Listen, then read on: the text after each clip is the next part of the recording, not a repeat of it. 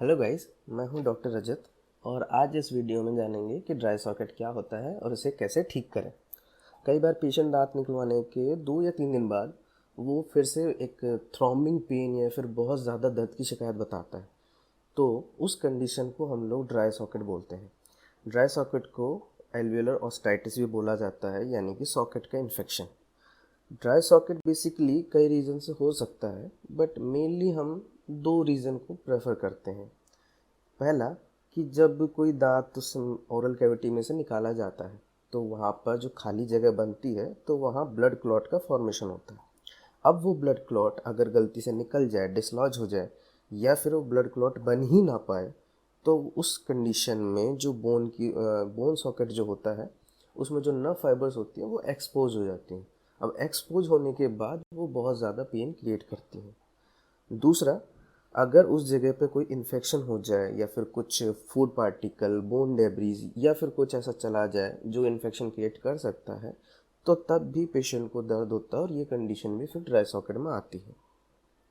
और इनके अलावा भी रीज़न ये है कि जैसे कि आपका एक्सट्रैक्शन अगर ट्रोमेटिक वे में चला जाता है, आपने खूब ट्राई किया किसी दांत को निकालने के लिए, वो अच्छे से निकला नहीं, आपने खूब एफर्ट लगा दिए और टाइम भी कुछ ज़्यादा ही कंज्यूम हो गया, तो उस कंडीशन में भी आपको आपका पेशेंट ड्राई सॉकेट की शिकायत बता सकता है। और स्मोकिंग या तंबाकू तो बिल्कुल भी यूज़ नहीं करना है आफ्टर द एक्सट्रैक्शन, क्योंकि ये जो हीलिंग प्रॉपर्टी होती है टूथ सॉकेट की उसको डिले करता है।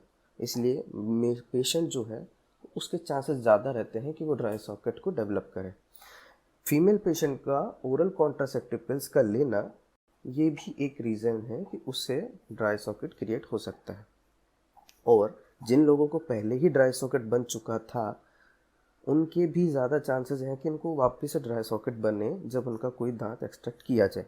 इसलिए अपने डॉक्टर को पहले ही अपनी हिस्ट्री दे दीजिए कि पहले जब आपने दांत निकलवाया था तब क्या हुआ था, उसके बारे में सब कुछ नॉलेज दे दीजिए। अब ड्राई सॉकेट का पेन यूजुअली बहुत तेज़ होता है, जो हर बार मेडिसिन से भी नहीं ख़त्म हो पाता है। तो इसलिए मेडिसिन से भी नहीं ख़त्म ना लेकर अपने से डॉक्टर को दिखाएं तो ज़्यादा बेटर रहेगा। अब चलिए जानते हैं कि एक्सट्रैक्शन के टाइम या फिर बाद में क्या क्या करना चाहिए जिससे कि ड्राई सॉकेट ना बने।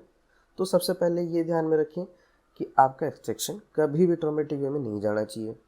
एक्सट्रैक्शन के बाद सॉकेट को अच्छे से क्लीन करें, उसमें कोई बोन डेब्रीज या फिर कुछ भी ऐसी चीज़ नहीं होनी चाहिए। इवन कोई टाइप का कंटामिनेशन भी नहीं होना चाहिए। अगर उसमें कुछ बोन डेब्रीज रहा तो वो भी ड्राई सॉकेट क्रिएट कर सकता है।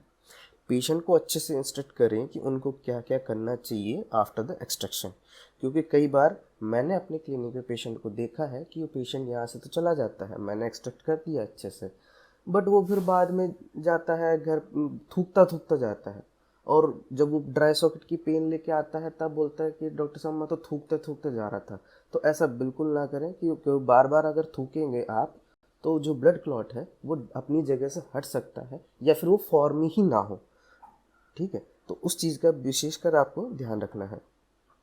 अब इसके ट्रीटमेंट के लिए हम क्या क्या कर सकते हैं, तो कुछ मेथड्स हैं, प्रोटोकॉल्स हैं जो हम फॉलो कर सकते हैं या फिर आप भी फॉलो कर सकते हैं। तो पहला, अगर पेशेंट आपके पास आता है और ड्राई सॉकेट की कंडीशन लेके आता है तो बढ़ते पहले ही आप उसको एनेस्थीसिया दे दीजिए या फिर कोई ब्लॉक, रीजनल ब्लॉक वगैरह दे दीजिए। ठीक है, वेट करिए, फिर सॉकेट में अच्छे से हाइड्रोजन पेरोक्साइड डालिए, ज़्यादा नहीं थोड़ा सा डालिए, तो देखना कि थोड़ा सा वो बबल फॉर्मेशन होगा। ठीक है, तो उससे क्या है कि जो डेब्रीज वगैरह हैं वो सब बाहर निकल जाएंगे। अब उसके बाद नॉर्मल सलाइन से अच्छे से एक्सट्रैक्शन सॉकेट को क्लीन करें। ठीक है, अच्छे से एक्सट्रैक्शन सॉकेट क्लीन करें, देखिए कि सारा सब कुछ साफ़ हो जाना चाहिए। अब इसके बाद कई मेथड्स हैं जो हम लोग यूज़ कर सकते हैं। पहला, जिंक ऑक्साइड यूजिनॉल ड्रेसिंग। तो ये इकोनॉमिकल भी पड़ता है और पहले से चलता हुआ भी आ रहा है, बट इसकी जो प्रॉपर्टी है वो सिर्फ पेन रिड्यूस करती है, ना कि वो हीलिंग में कोई इफ़ेक्ट डालती है। दूसरा, सेप्टोडेंट का एल्वुलोजेल जिसमें पेंगावर फाइबर्स वगैरह रहते हैं, तो वो भी वही सेम काम करता है, उसमें भी यूजिनॉल रहता है, वो भी पेन को रिड्यूस करता है बट हीलिंग में कोई इफ़ेक्ट नहीं डालता। तीसरा, प्लेटलेट रिच फाइब्रिन, ये मैं इसको बहुत ही बढ़िया मानता हूँ, क्योंकि ये पेन भी ख़त्म करता है, साथ में हीलिंग को भी बढ़ाता है। और चौथा जो मैं यूजुअली करता हूँ, अगर मेरे पास टाइम वगैरह कम रहता है तो मैं क्या करता हूँ, सीधा एनेस्थीसिया दे के सॉकेट क्लीन करता हूँ, फिर बोन क्यूरेट से अच्छे से बोन को स्क्रैप करके वापस से उसमें ब्लीडिंग चालू करवाता हूँ, ताकि उसमें वापस से ब्लड का क्लॉट फॉर्मेशन हो जाए। अगर फिर भी मैंने देख लिया कि उसमें ब्लीडिंग नहीं हो रही है, तो फिर मैं प्लेटलेट रिच फाइब्रिन को यूज़ करता हूँ। तो ये जो मेथड है वो मेरा फेवरेट है, कि प्लेटलेट रिच फाइब्रिन और बोन क्यूरेट, क्योंकि इसमें मैंने देखा है कि पेशेंट फिर यहाँ से जाने के बाद बिल्कुल दर्द नहीं बताता। बट इन दोनों में क्या है कि जिंक ऑक्साइड यूजिनॉल और सेप्टोडेंट में ये देखा गया है कि वो जब तक उस पर रहता है, अगर चलो सेप्टोडेंट का एल्वियोलर जेल तो सॉकेट में फिक्स हो जाता है, बट जिंक ऑक्साइड सॉकेट में फिट नहीं होता, वो ऊपर के ही ड्रेसिंग करनी पड़ती है। अब वो ड्रेसिंग कभी कभार हट जाती है, फिर वापस से वो एक्सपोज हो जाता है, फिर वापस से पेशेंट पेन लेके आ जाता है, फिर वापस उसकी ड्रेसिंग करनी पड़ती है, तो ऐसा चलता रहता है। तो मैं ज़्यादातर प्रेफर मैं प्लेटेड रिच फाइब्रिन को करता हूँ या फिर बोन क्यूरेट को करता हूँ। तो आपको जैसा भी ठीक लगे आप वैसा यूज़ कर सकते हैं। अब बात करते हैं कि हर बार ना चाहते हुए भी हमारा एक्सट्रैक्शन ट्रॉमेटिक वे में चला जाए तो हम क्या कर सकते हैं। तो मैं तो यही कहूँगा कि अपने एक्सपीरियंस को बढ़ाओ, ठीक है, अपने स्किल्स को बढ़ाओ, या फिर आप ये काम कर सकते हो, कभी भी एक्सट्रैक्शन को आप इस तरीके से मत लेना कि मुझे जल्दी करनी है ना।